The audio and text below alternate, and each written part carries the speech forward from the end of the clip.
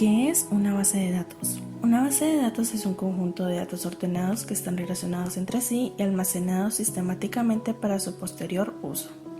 Las bases de datos permiten el almacenamiento de grandes cantidades de datos de forma organizada.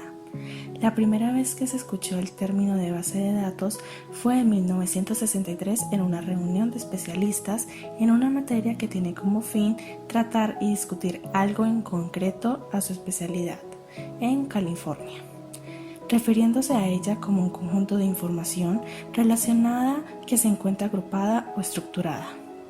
Ahora bien, ¿cuál es el origen de la base de datos? El ser humano siempre ha tenido la necesidad de guardar información. Es por ello que los orígenes de tener bases de datos provienen de la antigüedad, en donde ya se tenían en existencia grandes bibliotecas y toda clase de registros, entre ellos los que se llevaban de las cosechas. Datos importantes. Primero, en 1884, Hermann Hollerith desarrolló el tabulador electromagnético de tarjetas perforadoras con el fin de ayudar en el resumen de información y posteriormente a la contabilidad. El concepto de la base de datos ha estado ligado a la informática. Sin embargo, un dato curioso es que a raíz de la necesidad de tener tratamientos automáticos de la información, surge el concepto de informática, que no es más que la combinación entre información y automatización. En la década de los 50 se da origen a las cintas magnéticas, ayudando a la automatización de la información y realizar respaldos. Por medio de este mecanismo se comenzó a automatizar información, pero con la desventaja de que solo se podía hacer de forma secuencial. En la década de los 60, los ordenadores bajaron de precio con el fin de que las compañías las pudieran adquirir. Esto dio paso a que se popularizara el uso de los discos, cosa que fue un buen adelanto para la época, ya que un disco duro tiene información persistente, o sea, que perdura en el tiempo. En esta misma época comenzó la primera generación de bases de datos de red y las bases de datos jerárquicas, ya que habría la posibilidad de almacenar estructuras de datos en listas y árboles. Es importante destacar de esta época la alianza entre IBM y American Airlines, ya que gracias a esto surgió un sistema que manejaba las reservas de los vuelos, transacciones e información sobre los pasajeros de la compañía. Tiempo después, Charles Bachman desarrolló un tipo de base de datos conocido como modelo en red, que permitió la creación de un estándar en los sistemas de bases de datos, gracias a la creación de nuevos lenguajes de sistemas de información. En la década de los 70, un científico de la informática llamado Edgar Frank aclaró el modelo relacional a la vez que publicó una serie de reglas para los sistemas de datos relacionales. Este hecho dio nacimiento a la segunda generación de los sistemas gestores de bases de datos. Más tarde este evento, Larry Ellison, basado en el trabajo de Edgar Frank, creó Relational Software System, que actualmente se conoce como Oracle Corporation, desarrollando así un sistema de gestión de bases de datos relacional llevado por el mismo nombre de la empresa.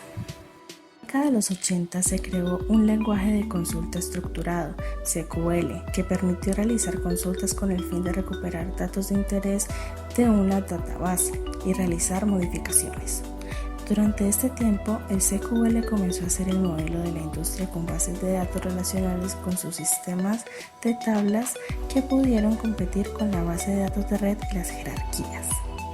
En la década de los 90 surgió la base de datos orientadas a objetos que tuvieron bastante éxito en el momento de ejecutar datos complejos en los lugares donde las bases de datos relacionales no han podido desenvolverse con una manera eficaz. De esta forma se desarrollaron herramientas como Excel y Access. Así se creó la tercera generación de sistemas gestores de bases de datos. En la actualidad, las tres compañías que dominan el mercado de las databases son IBM, Microsoft y Oracle. Características de las bases de datos. Una base de datos se compone de varias tablas, denominadas relaciones.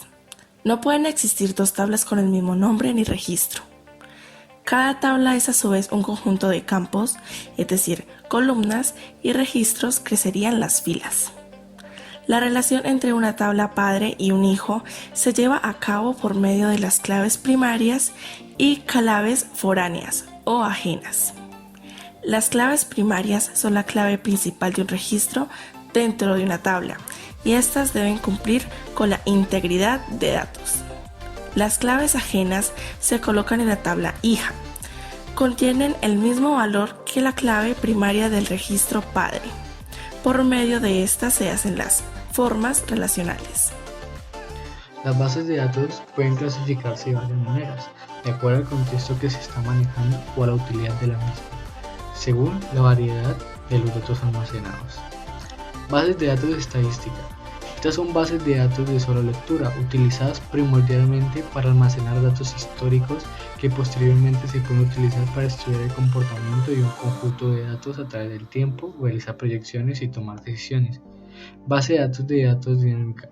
Estos son bases de datos donde la información almacenada se modifica con el tiempo, permitiendo operaciones como actualización, borrado y edición de datos, además de las operaciones fundamentales de consulta. También podemos clasificar las bases de datos según el modelo en el que se basan. Y estas son bases de datos jerárquicas. Estas bases de datos son, como su nombre indica, un almacén de información en una estructura jerárquica. En este modelo los datos se estructuran de una forma similar a un árbol, visto al revés, en donde un nodo padre de información puede tener varios hijos. Base de datos de red. Este es un modelo ligeramente distinto al jerárquico. Su diferencia fundamental es la modificación del concepto de nodo. Se permite que un mismo nodo tenga varios padres. Esta posibilidad no está permitida en el jerárquico. Fue una gran mejora con respecto al modelo jerárquico, ya que ofrecía una solución eficiente al problema de redundancia de datos. Pero aún así, la dificultad que significa administrar la información en una base de datos de red ha significado que sea un modelo utilizado en su mayoría por programadores más que por usuarios finales. Base de datos relacionales. Este modelo es utilizado en la actualidad para modelar problemas reales y administrar datos dinámicamente.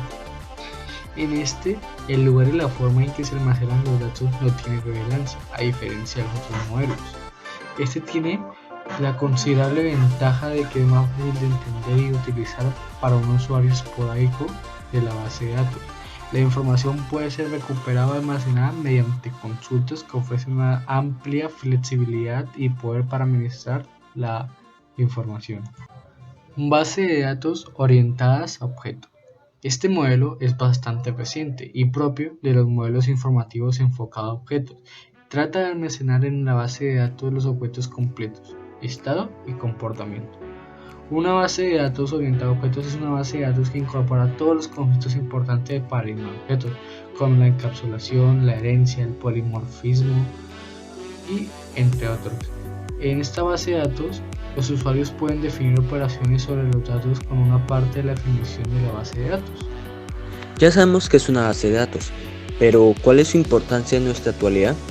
Pues bueno, las bases de datos son importantes en nuestra vida diaria, ya que nos facilitan el registro o el acceso a diferentes datos desde cualquier parte del mundo. Por ende, nos ahorramos espacio físico, además del espacio a la hora de consultar estos datos. Un ejemplo claro sería Google Drive, ya que nos permite subir archivos a la nube, a los cuales podemos acceder desde nuestra computadora o desde nuestro dispositivo móvil. Las bases de datos más importantes son World Data Center for Climate, que cuenta con 220 terabytes, National Energy Research Scientific Computer Center, que cuenta con 2,8 petabytes de información, AT&T, que cuenta con 1,9 trillones de terabytes, Google, que cuenta con 91 millones de búsquedas al día, lo que es igual a 33 billones de entradas de terabytes, Sprint, que cuenta con 53 millones de suscriptores, lo que significa que son 355 terabytes, YouTube, que cuenta con más de un tercio de las personas conectadas a internet.